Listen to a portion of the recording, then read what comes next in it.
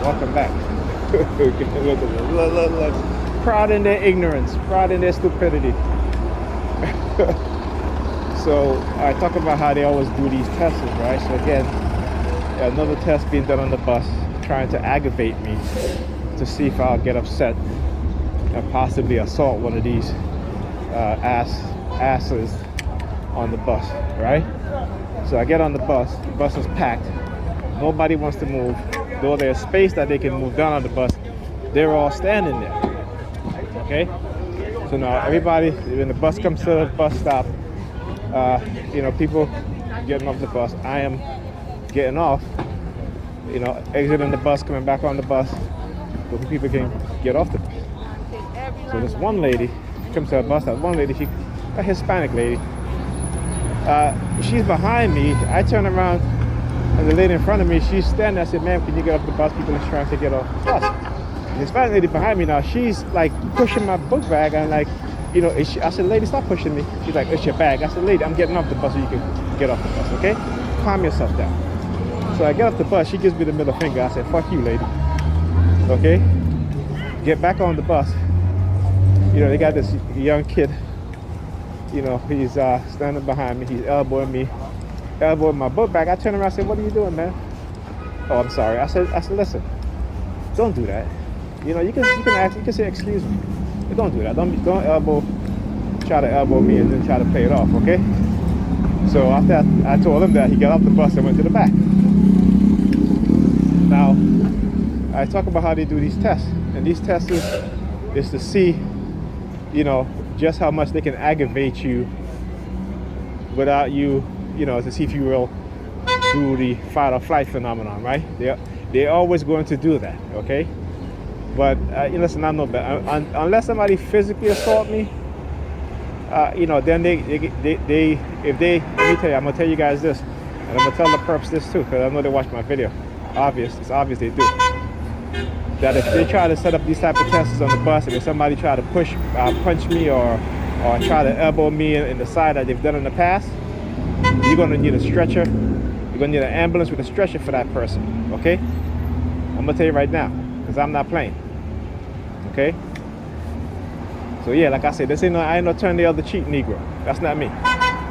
You're not gonna create that personality within me like you do the rest of these these sheeps, as they like to call themselves. I'm not a sheep. Okay? But this is what they do. This is what they do. They always do these tests to try to aggravate you and stuff like that with the disrespect.